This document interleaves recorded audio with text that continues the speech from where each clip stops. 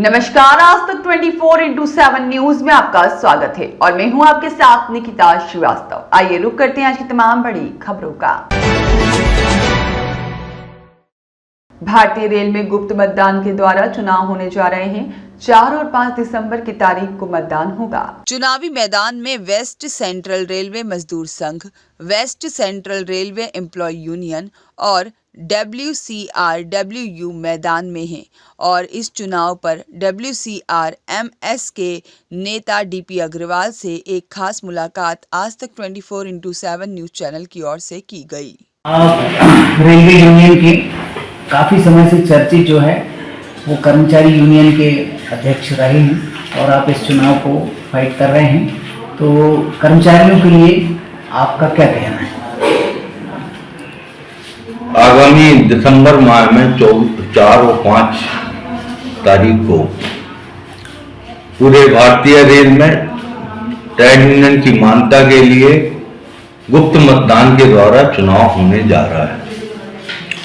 हमने पूरे मंडल में और हमारे महामंत्री ने पूरे जोन में विजिट करने का काम किया, एक कर्मचारियों से जनसंपर्क करने का काम किया और हम अपनी नीति और हमने जो पहले काम किए हैं उसके अनुसार हम लोगों से अपना वेस्ट सेंट्रल रेलवे मजदूर संघ के लिए समर्थन मांग रहे हैं। हमारा चुनाव चिन्ह गाय है और हमने फील्ड में जाके देखा कर्मचारियों का अभूतपूर्व समर्थन गाय चुनाव चिन्ह पर मिल रहा है। उसका कारण है कि जो 2004 के बाद भर्ती रेल कर्मचारी हैं, उन रेल कर्मचारियों की सबसे इंपॉर्टेंट डिमांड है, सबसे ऊपर है ये मांग कि उनको OPS जैसी सुविधा रिटायरमेंट के टाइम मिलना चाहिए, यानी कि उनको पेंशन मिलना चाहिए और पेंशन भी जो सोशल वेलफेयर है उसके हिसाब से मिलना चाहिए। अभी 24 अगस्त को आदरणीय देश के प्रधानमंत्री जी ने UPS पेंशन स्कीम की घोषणा किया, तो UPS पेंशन स्कीम में जो उनका मंथली सब्सक्रिप्शन कटता है 10%, उसमें वापस करने के लिए कोई प्रावधान नहीं है। कम्यूटेशन जो 40% पेंशन बेची जाती है उसमें उसका कोई प्रावधान नहीं है। जो हमारे यहाँ अभी सेंट्रल गवर्नमेंट में और स्टेट गवर्नमेंट में भी सोशल वेलफेयर के तहत यदि कर्मचारी के नहीं रहने पर उसकी विडो वाइफ को पेंशन का अधिकार है।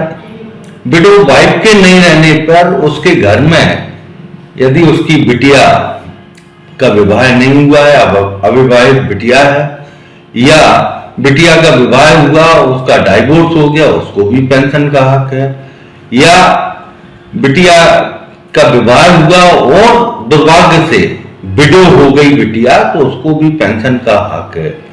और पुत्र और पुत्री में से कोई भी यदि विकलांग है तो उनको भी उनकी विडो मदर के जाने के बाद पेंशन का हक है।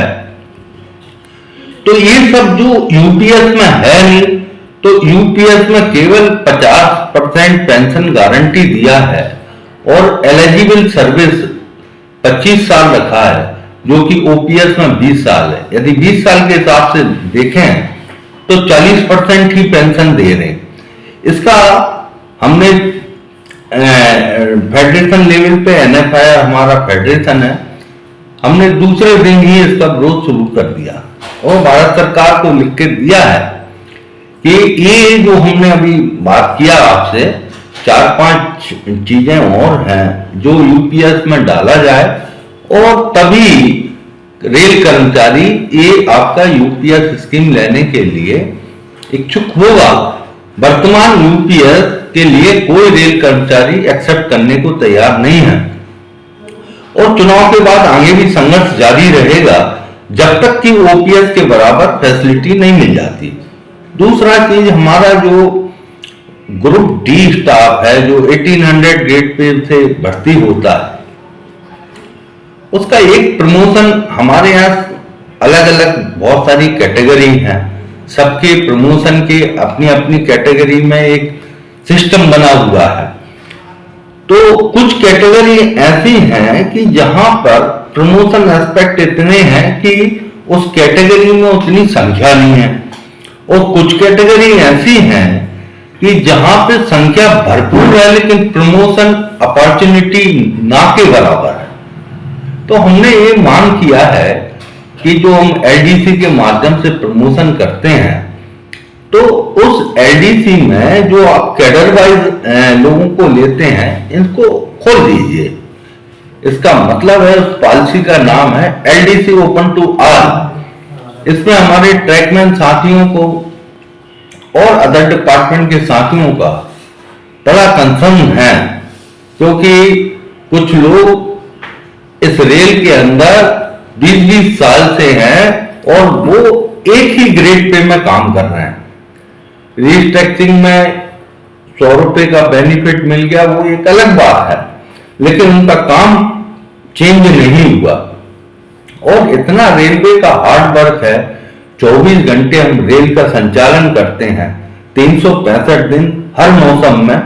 सर्दी है, भारी बारिश है, अब ये सर्दी का मौसम आ रहा है, लोग घरों में 2 रजाई ओढ़ के सोते हैं, और हमारा रेल कर्मचारी रात भर चौकीदारी करते हुए, रेल की पटरियों की जांच करते हुए कि मेरी रेल से किसी भारत के नागरिक को थोड़ी सी भी चोट ना पहुंचे और मेरी रेल की दुर्घटना ना हो, इसके लिए वो अपना सर्वस्व निछावर करता है। ऐसे लोगों के लिए सरकार को सोचना चाहिए, उनके प्रमोशन एस्पेक्ट के बारे में सोचना चाहिए, उनके सोशल वेलफेयर के बारे में सोचना चाहिए। रिमोट एरिया में रहते हैं, उनके बच्चे बराबर एजुकेशन नहीं ले पाते हैं, तो उनके बच्चों के बारे में भी सोचना सरकार का धर्म है। और हम ये सारी चीजों को लेके अपना विरोध प्रदर्शन करते हैं, और हमारे जो फोरम है, जैसे रेलवे बोर्ड स्तर पे बात करते हैं, या भारत सरकार का उपक्रम है जेसीएम, उसमें बात करते हैं, हेडक्वार्टर स्तर पे जीएम सुनील मौर्य की रिपोर्ट।